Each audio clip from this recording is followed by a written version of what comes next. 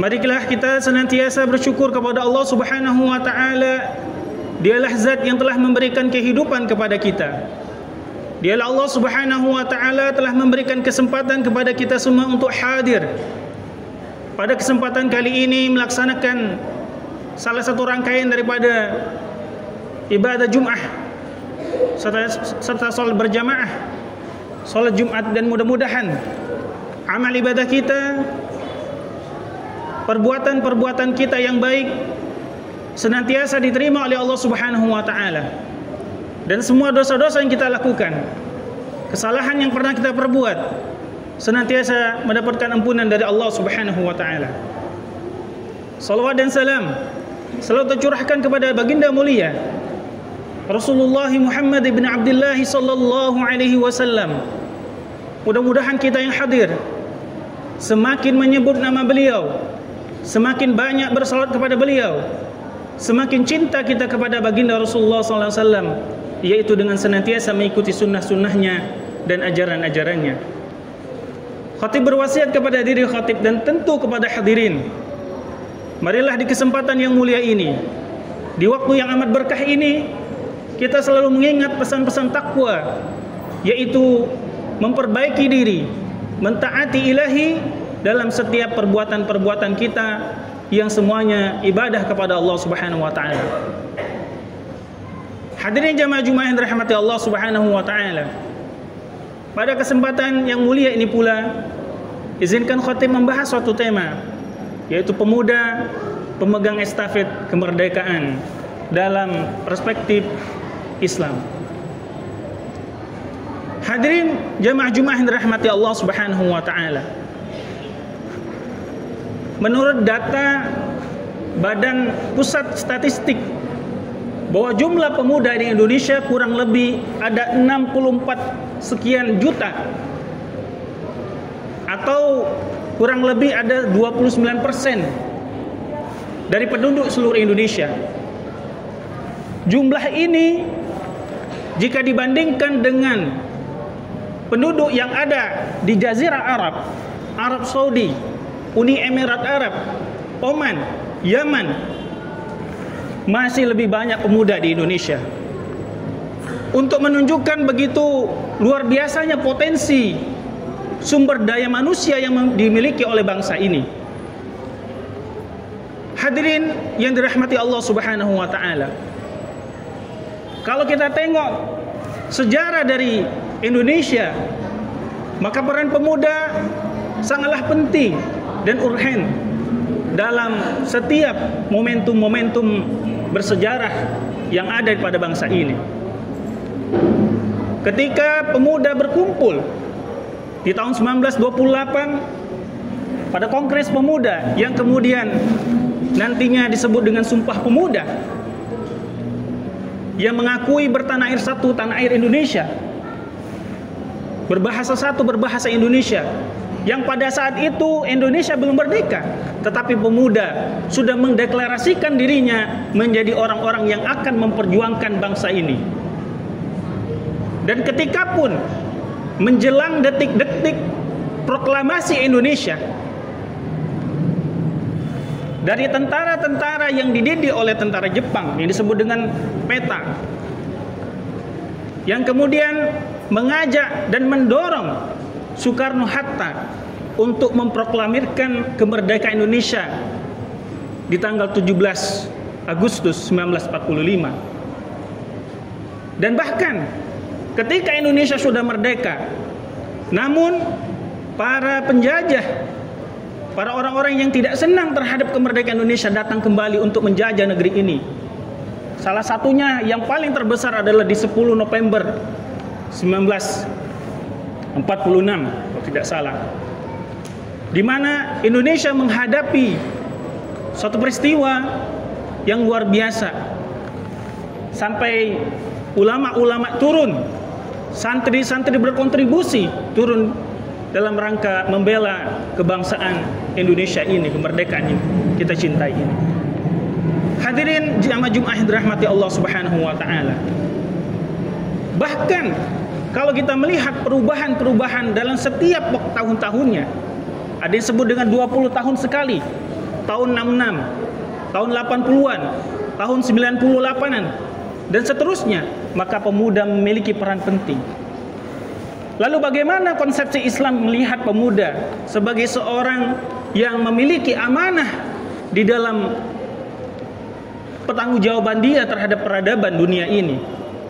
Kalau kita melihat hadirin jamaah Jumat dan rahmati Allah Subhanahu wa taala, dalil-dalil yang berbicara tentang pemuda, maka kita dapatkan dalil-dalil tersebut menunjukkan bahwa pemuda memiliki keutamaan yang luar biasa di hadapan Allah Subhanahu wa taala. Dalam riwayat Bukhari dan Muslim bahwa Rasulullah sallallahu alaihi wasallam bersabda, "Sab'atun yudhilluhumullahu fi dhillihi yauma la dhilla illa dhilluh. Minhum syabun nasha'a fi ibadatillah." Ada 7 golongan yang akan dinaungi oleh Allah Subhanahu wa taala di mana tiada ada lagi naungan kecuali naungan Allah. Di antaranya adalah para pemuda yang senantiasa beribadah pada Allah Subhanahu wa taala. Belum lagi kalau kita melihat sejarah baginda Rasulullah sallallahu alaihi wasallam, para sahabat Nabi yang kita kenal atau yang kita hafal namanya, yang kita ingat namanya, misalkan saja Utsman bin Affan yang diperkirakan masuk Islam ketika umur beliau sekitar 20 tahunan. Umar bin Khattab masuk Islam sekitar umur 26 tahun. Bahkan salah satunya adalah Zaid bin Thabit yang masuk Islam pada umur 15 tahun.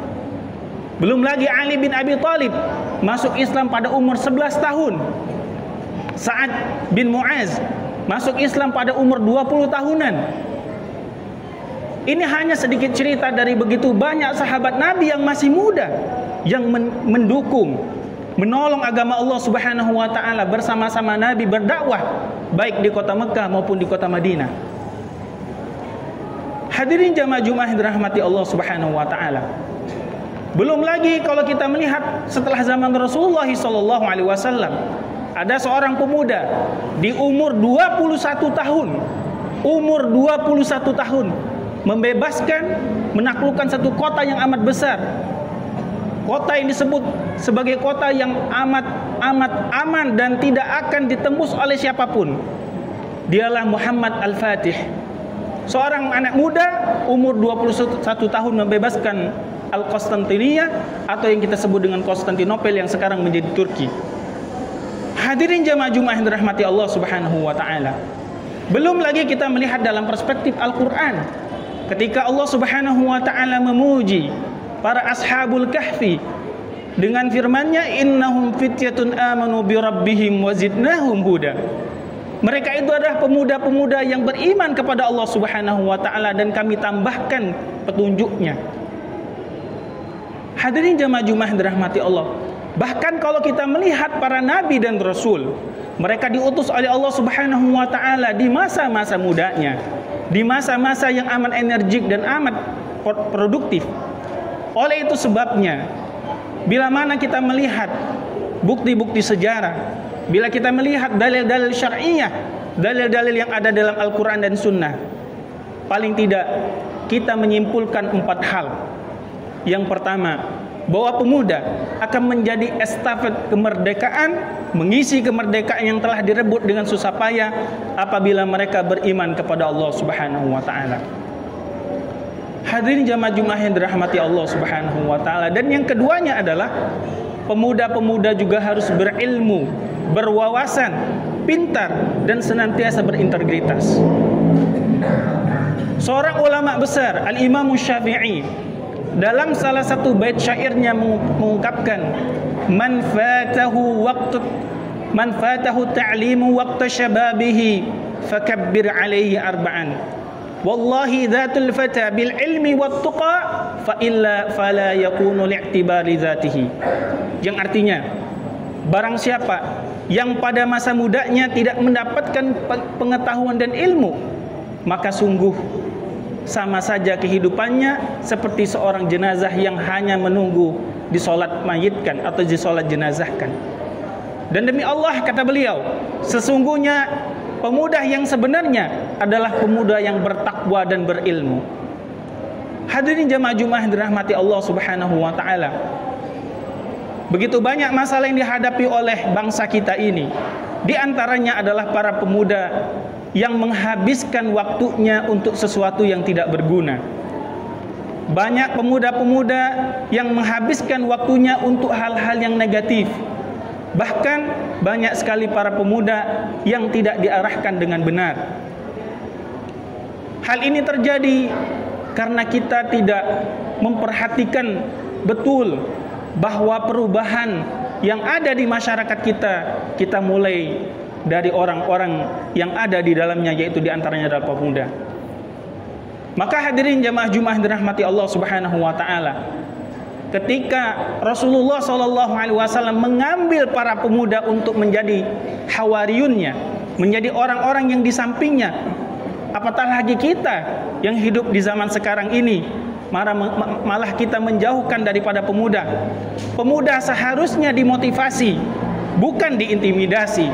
Pemuda harusnya dinasehati, bukan kemudian dimigit, diintrospeksi ataupun kemudian dikucilkan.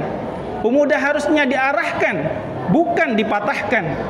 Dan pemuda harusnya diberikan kesempatan, bukan diberikan cemoohan. Inilah yang seharusnya kita berikan kepada pemuda, yang bukan hanya ujuk-ujuk dia menjadi beriman dan bertakwa kepada Allah, tetapi dipersiapkan sebagaimana Rasulullah SAW mempersiapkan para sahabat-sahabatnya.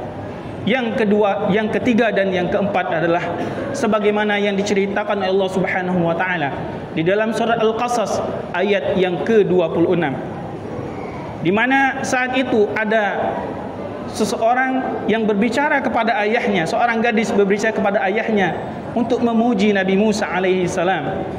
Inna khaira man ista'jartal qawiyul amin, yang itu artinya sesungguhnya engkau yang kau ambil akan dijadikan orang yang bekerja bersamamu adalah orang-orang yang al-qawi dan al-amin. Al-Imam Asy-Syaikh Wahbah Zuhaili dalam tafsirnya mengatakan disebut dengan al-qawi karena kekuatan tubuhnya, kekuatan jasadnya, yaitu pada pemuda. Yang kedua ada al-amin, al-amanah. Maka seorang pemuda hendaknya menjadi orang-orang yang berintegritas. Bila mana pemuda-pemuda kita sudah diarahkan menjadi orang-orang yang bertanggung jawab kelak, ketika dia menjadi pemimpin, maka dia akan menjadi pemimpin yang adil. Tidak menggunakan jabatannya untuk dirinya sendiri, tidak menggunakan jabatan dan kekuasaannya untuk membohongi orang lain, tidak menggunakan dan jabatannya untuk memperkaya dirinya sendiri, melainkan jabatan, ilmu, kekuasaan dan semua yang Allah berikan kepada dirinya senantiasa digunakan di dalam jalan Allah Subhanahu wa taala.